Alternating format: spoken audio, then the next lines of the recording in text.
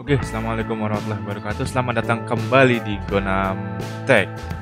Ya, pada kesempatan kali ini kita mau ngopi dulu lagi ngomongin kopi jadul, di mana kita membicarakan komponen komputer jadul yang mana masih bisa kita perbincangkan dan di akhir akan kita berikan kesimpulan apakah itu worth it atau tidak.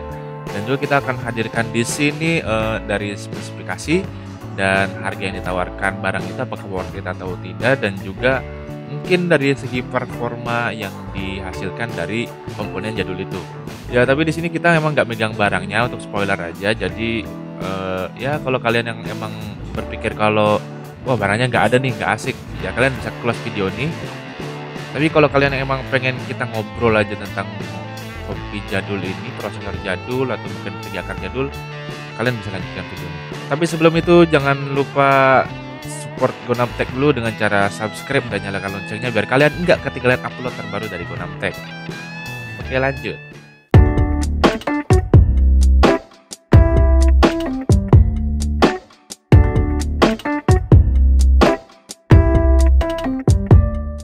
Di sini kita bakalan ngopi dulu ngomongin prosesor i3 3220, i3 generasi ketiga dengan kode name Ivy Bridge.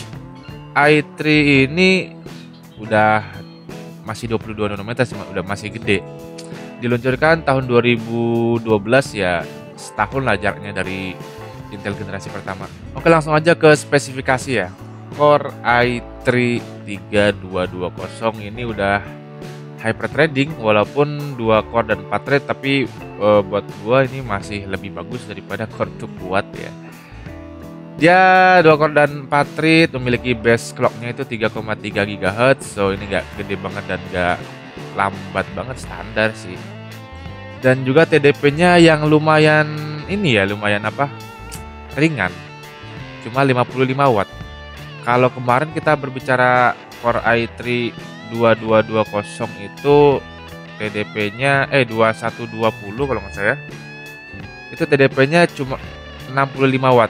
Tapi kalau ini diturunin lagi jadi 55 watt. So bagi kalian yang emang kayaknya pengen banget build PC yang hemat daya, ini prosesor kayaknya udah pas banget buat kalian pakai di PC kalian.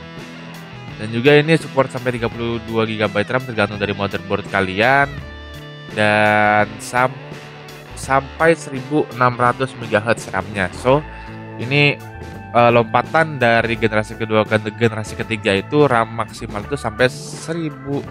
So kalau generasi kedua mentoknya di 1333 dual channel, dan juga dia memiliki Intel HD grafik. So emang ini kayaknya emang bisa buat kalian pakai untuk penggunaan kantor atau pengen ngetik-ngetik aja. Ini udah bisa banget karena nggak wajib juga beli VGA card.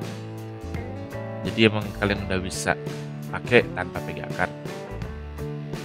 Dan ini soketnya LGA 1155 ya, masih sama generasi kedua. So generasi kedua sama generasi ketiga itu soketnya masih sama, LGA 1155. Ya karena tadi kita udah ngomongin spesifikasi si i3 3220, sekarang kayaknya kalau nggak kurang afdol gitu kalau kita nggak ngomongin harga yang ditawarkan dari si Core i3 3220 ya.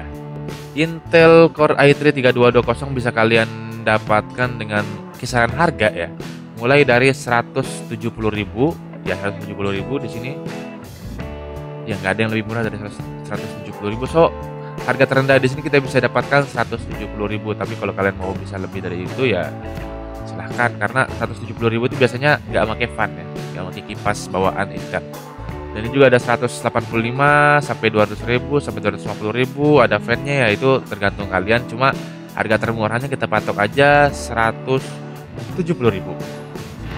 Ya paling kalau kalian mau beli fan sendiri gitu kan yang enggak bawaan Intel, kalian bisa cari fan-fan yang emang kayak ID cooling apa segala macam. Tapi kayaknya nggak butuh sih, kalian pakai bawaan Intel juga udah cukup karena ini itu hemat daya dan kayaknya nggak bakal panas juga. Dan kemarin tuh ada yang request, Bang, kalau bahas motherboardnya juga gimana? Ya oke, kita coba lihat motherboard yang ditawarkan harganya. Ya di sini harga paling murah itu 400.000 lah, ini 390.000 ya, anggap aja 400.000. Untuk chipset H61 ya, chipset rendah dari LGA 1155 aja, karena emang kebutuhannya juga nggak pakai overclock, nggak pakai gila-gilaan ya, kita pakai standar aja karena itu ya cukup lah. Di sini dengan kondisi bekas ya, kalian bisa mendapatkan mulai dari 400 ribuan. So itu pintar-pintar kalian aja nyari barangnya, ditanya ke tokonya. Kalau nanti kalian penasaran gimana cara gua nyari barang, kalian bisa cek di video ini. Nah, di sini kita bahas nanti di video ini gimana cara gua mencari barang menurut gua ya, ala gua cara terbaik. Ya, di sini langsung dicobain aja kalau kita menjadikan si i3 3220 ini dengan GTX 1050 dengan settingan high 1080p. Di sini kita bisa mendapatkan FPS yang sedikit playable lah. Lumayan sih, lumayan playable. Ya, di sini kita bakalan coba menjadikan si Intel Core i3 3220 dengan GTX 1050 2GB. Di sini kita bisa melihat FPS yang ditawarkan itu ya nggak gede banget sih, lumayan. Cuma kita bisa bilang ini playable ya, di 40-an dan 50-an FPS. Ya, lagi di sini kita bisa melihat kalau si i3 3220 dengan si GTX 1050 2GB ini dua-duanya bekerja full load ya. Berarti ini maksimal banget, dan yang nggak ada bottleneck kalau kalian memainkan GTA 5. Kalau kalian punya GTX 1050 dan Core i3 3220. Di sini kita bisa mendapatkan FPS yang lumayan tinggi di resolusi 1080p ya. Dan kalau kalian memiliki RAM hanya 8GB, di sini kalian bisa mendapatkan FPS yang mungkin mendekati dengan FPS ini, bisa mungkin lebih tinggi atau mungkin lebih rendah, karena si GTA 5 ini hanya memakan 5GB RAM dari RAM yang kalian punya. So menurut gue sih overall ini udah lumayan playable ya, karena FPS-nya itu sekitaran 60-an, tapi nanti walaupun nanti turun ke 40-30, tapi ini masih tetap playable ya. Gue sih lebih prefer ke i3 3220 ini daripada gue ngambil LGA 775, walaupun itu Core 2 Extreme atau mungkin Intel Xeon berapapun serinya dari LGA 775. Gue lebih prefer prosesor ini.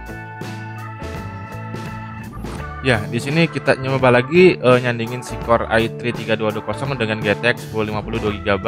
Di sini kita bisa melihat kalau FPS yang didapatkan itu lumayan juga ya. Di resolusi 1080p, settingan low dan beberapa ditaruh di very low. Tapi ya untuk mengejar FPS ya, karena ini game kompetitif dan game tembak-tembakan dan kompetitif ya, ini udah kayak wajib banget kalian mendapatkan FPS yang sangat tinggi. Jadi walaupun ini udah 1080p, ini ditaruh di settingan very low.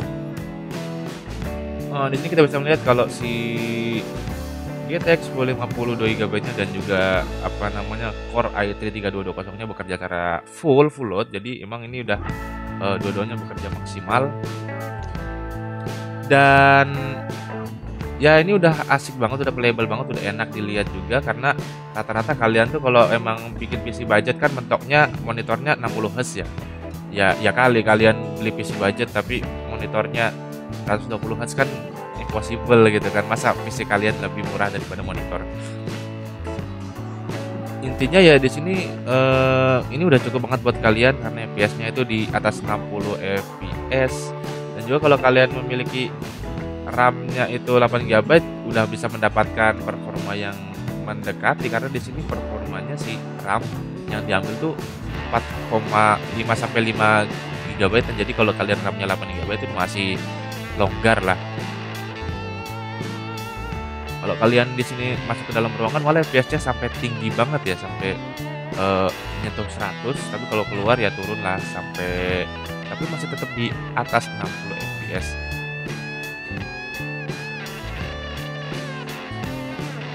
Memainkan Apex Legends ini masih oke sih kalau kalian pakai i3 3220, kalau kalian punya ya maksudnya. Karena kalau beli ya beli yang baru lah sekalian. Cuma kalau kalian udah punya PC kantor nih, terus pengen di upgrade ya, kalian tinggal beli GTX 1050 yang tanpa pin power itu udah oke.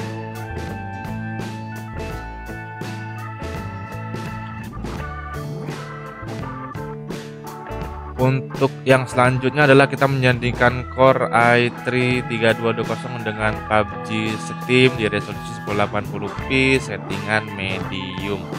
So di sini kita bisa melihat kalau FPS yang didapatkan itu masih banyak banget FPS drop dan stuttering ya. So ini kayaknya nanti kalau kalian emang pengen mainin lebih playable, mungkin turun resolusinya atau mungkin settingannya diturunin jadi low atau mungkin very low kalau ada kali ya.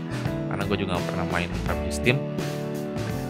So tapi di sini kita bisa melihat kalau si i3-nya itu malah bottleneck ya sama GTX 1050-nya, karena si i3 ini bekerjanya udah full load terus, sedangkan si GPU-nya masih bekerja di 60%-nya. Kan gue selalu bilang kalau bottleneck itu nggak selalu tentang prosesor A sama VGA card A, tapi ini tergantung juga apa aplikasi yang kalian gunakan.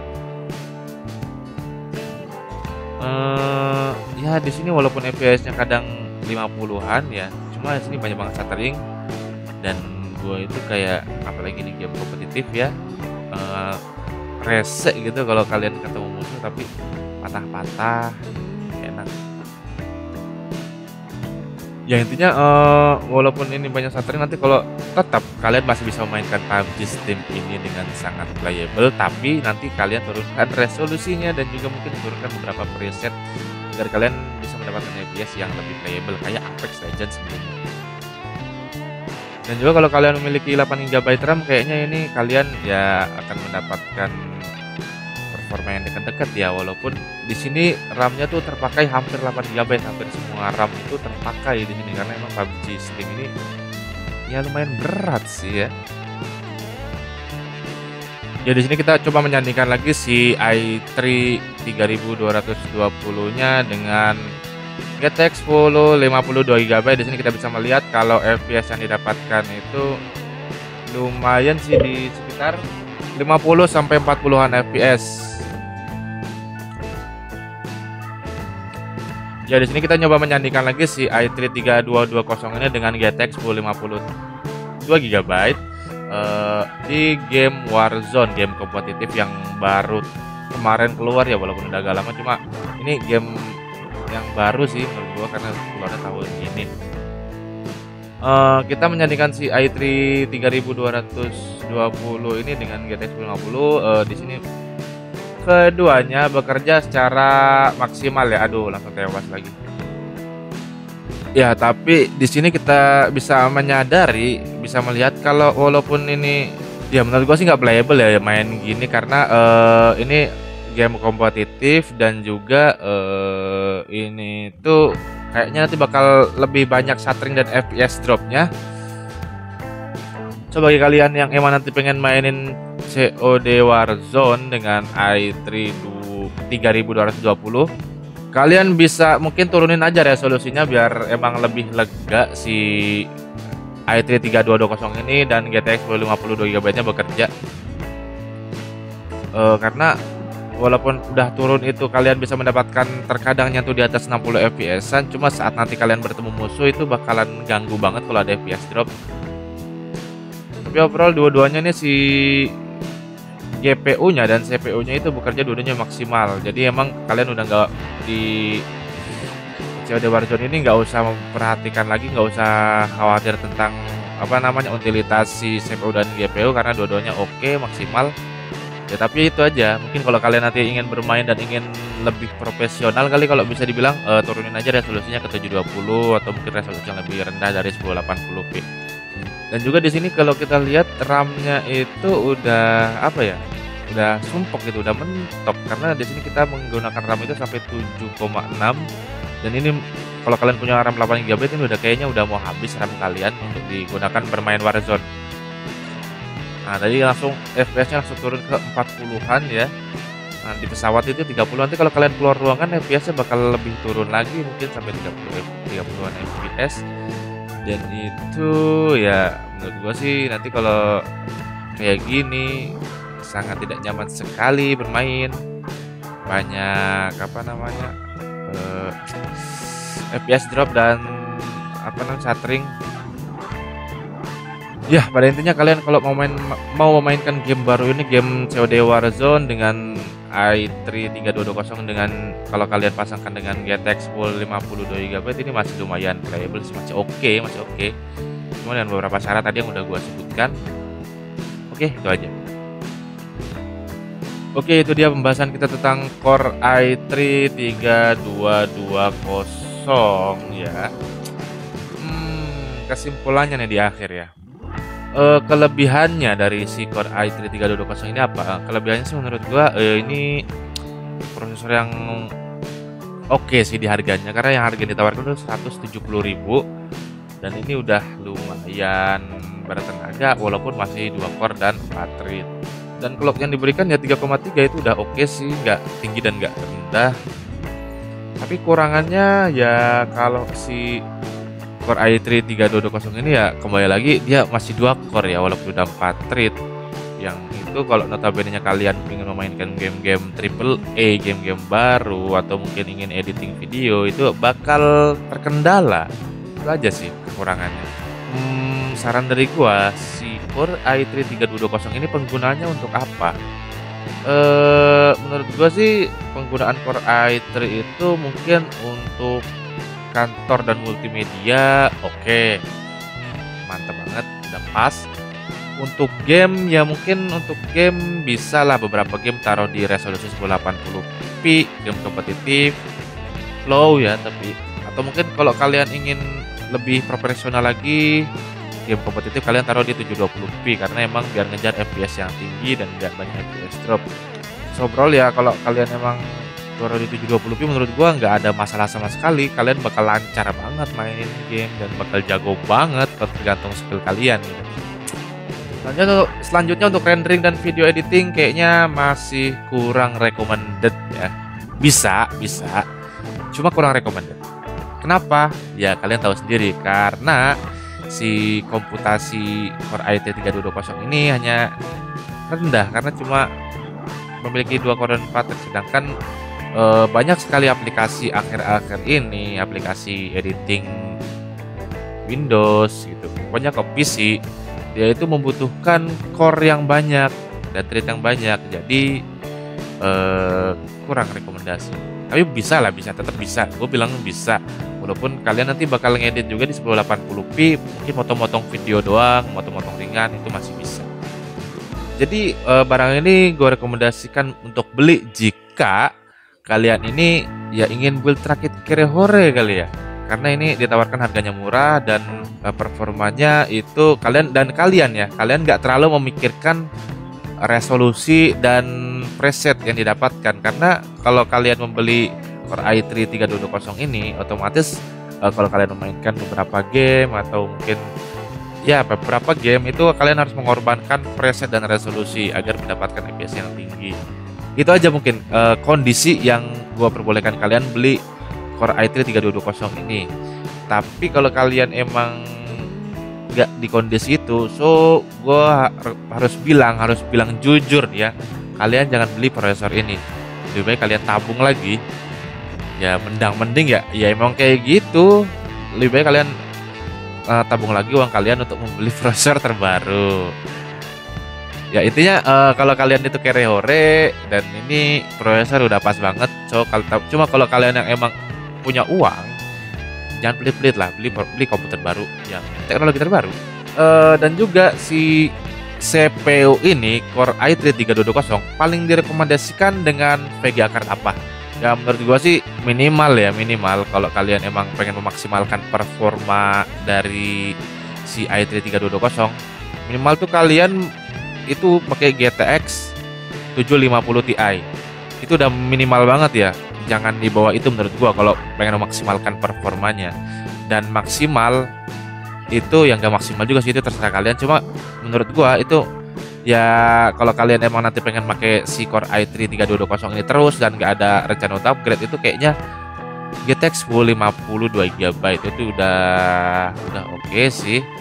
Kalau kalian ngambil yang Ti itu kayak nanti bakal ada terjadi bottleneck ya, walaupun gue sih udah nggak benar-benar peduli bottleneck ya, cuma kan bagi kalian yang what bottleneck gitu, jadi kayak ngeri sama bottleneck ya, mungkin maksimalnya di GTX 1052 GB karena kalau kalian menyanyikan GTX 1052 GB dan si Core i3 3220 ini tadi kita di videonya lihat banyak sekali dua-duanya itu bekerja secara maksimal. So, ini bertanda kalau emang potensi bottleneck-nya sangat sedikit. Atau mungkin bisa dibilang nggak ada bottleneck. Ya, itu dia pembahasan kita tentang Core i3 3220 generasi ketiga Intel. Kalau kalian punya pendapat lain atau kalian mau membela atau punya gagasan kali ya, kalian bisa taruh gagasan kalian atau pendapat kalian di kolom komentar biar kita saling berbagi pendapat. Dan juga kalau kalian rasa video ini bermanfaat, kalian boleh share video ini ke teman-teman kalian biar teman-teman kalian juga tahu apakah Core i3 3220 ini oke atau tidak, kapan harus beli dan kapan harus tidak beli. So, di akhir terima kasih sudah menonton Gonam Tech. As always, see you next time. Wassalam.